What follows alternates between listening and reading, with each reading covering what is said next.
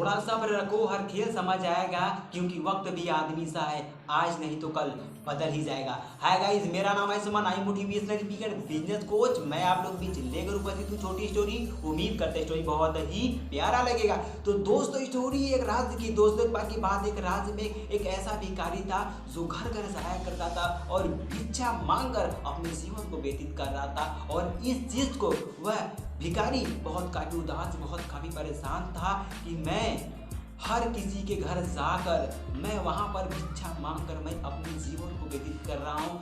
क्यों ना मैं कुछ अपने जीवन में कुछ ऐसा कर गुजर जाऊँ कि मुझे घर घर जाकर मुझे भिक्षा ना मांगना पड़े।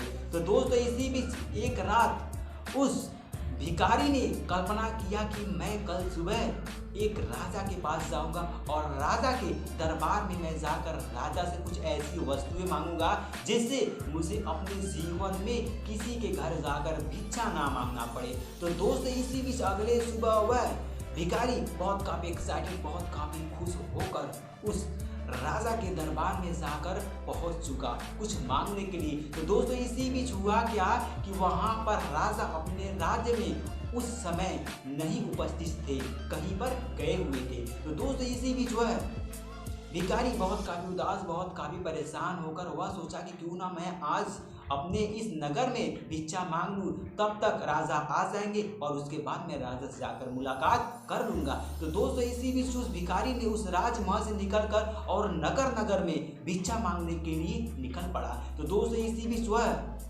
भिखारी उस दिन उस नगर में भिक्षा मांगकर जैसे ही वह वापस अपने घर के लिए प्रस्थान कर रहा था, वैसे ही उस रास्ते में वह राजा उनसे जाकर मिल गए। मिलने के बाद वह भिखारी बहुत काफ़ी एक्साइटेड, बहुत काफ़ी खुश हुए कि आज तो मुझे राजा रास्ते में ही मिले हैं, आज तो मैं कुछ उनसे मांग ही लूँगा जिससे मेरी सारी मजबूरियाँ दूर हो जाएगी। तो दोस्तों, इसी बीच वह राजा उस भिखारी को देखकर उस अपने रथ को रोकने के बाद अपने रथ से उतरकर उस राजा ने उस भिखारी के पास जाकर पहुंचने के बाद वह अपने दोनों हाथ को फैला दिए। फैलाने के बाद उस राजा ने उस भिखारी से कहा कि मुझे कुछ दे दो। वह भिखारी बहुत काफ़ी एक्साइटेड, बहुत काफ़ी खुश हो गया कि आखिर इतनी बड़ी हस्ती, इतने बड़े राजा मेरे सामने झुक गए। इस चीज़ को लेकर वह भिखारी सोचने लगा कि मैं इतने बड़े राजा को मैं क्या दे सकता हूँ।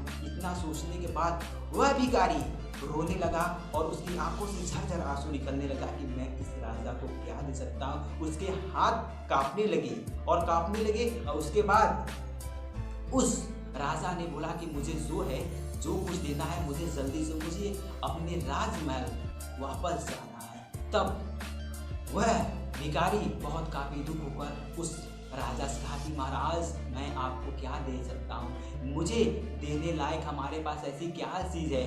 तब उस महाराज ने कहा कि जो कुछ भी है जल्दी करो, जो कुछ तुम देना चाहते हो मुझे जल्दी दे दो। तो दोस्तों, वह भिखारी अपने हाथ कांपते हुए उस अपने थैले में हाथ डालता है और हाथ डालने वक्त वह वहाँ से उस थैले में से एक चावल का दाना निकालकर उस महाराज के हाथों पर रख देता है। रखने के बाद वह महाराज बहुत काफ़ी खुश, बहुत काफ़ी एक्साइटेड होकर एक दाना चावल लेकर अपने राजमहल में प्रस्थान किए। तो दोस्तों, प्रस्थान किए और वहाँ से वह भिखारी भी अपने घर के लिए प्रस्थान किया। और जैसे ही वह अपने घर के लिए प्रस्थान किया और वह बहुत काफ़ी उदास हो गया था, बहुत काफ़ी परेशान लग रहा था। तो दोस्तों, ऐसे ही भिखारी की पत्नी ने उसको उदास देखकर उससे पूछा कि क्या हुआ, आज बहुत उदास, बहुत काफ़ी परेशान लग रहे हो, आखिर तुम्हारे साथ क्या हुआ। तब उस भिखारी ने अपनी पत्नी से कहा कि मैंने अब तो राजा से बहुत उम्मीद थी, बहुत आस थी कि मैं राजा से कुछ ऐसी वस्तुएं मांगूंगा जिससे मेरी मजबूरियां दूर हो जाए और मुझे दर दर जाकर भिक्षा ना मांगना पड़े। लेकिन आज हुआ क्या कि राजा तो आज मेरे सामने झुक गए और मुझसे भिक्षा मांगने लगे। तब उसकी पत्नी ने कहा कि ये तो बहुत बड़ी बात हो गई कि तुम्हारे सामने राजा झुक गए, राजा तुमसे भिक्षा मांगने लगे, आखिर तुमने राजा को दिया क्या। तब उस भिखारी ने कहा कि मेरे पास देने के लिए कुछ था नहीं, लेकिन मैंने एक चावल का दाना निकाल कर मैंने उसके हथेली पर रख दिया। और उसकी पत्नी ने कहा कि आज तो बहुत काफ़ी आपको भिक्षा मिला है, थोड़ा देखे भिक्षा में आपको क्या क्या मिला है। जैसे ही उसकी पत्नी ने उसके थैले में हाथ डालकर निकाला तो देखा कि उस चावल के ढेर में एक चावल सोने का था। इतना देखने के बाद वह पीछे भिखारी बहुत काफ़ी दुख, बहुत काफ़ी अपने आप को बहुत काफ़ी गलती फील करा कि आखिर मैं उस महाराज को अगर मुट्ठी भर चावल देता तो शायद मेरी चावल मुट्ठी भर सोना हो सकता था। तो दोस्तों इस कहानी का उद्देश्य है कि हमारे और आपके जीवन में भी कुछ ऐसे लोग आते हैं कि ज़िंदगी में कुछ हमें से मांगते हैं और हम देने में असमर्थ हो जाते हैं। तो दोस्तों मेरा कहने का उद्देश्य है कि हमारे और आपके पास भी कुछ ऐसे लोग आते हैं तो कुछ ही नहीं सही लेकिन मुट्ठी भर दान करना हमारा फर्ज बनता है।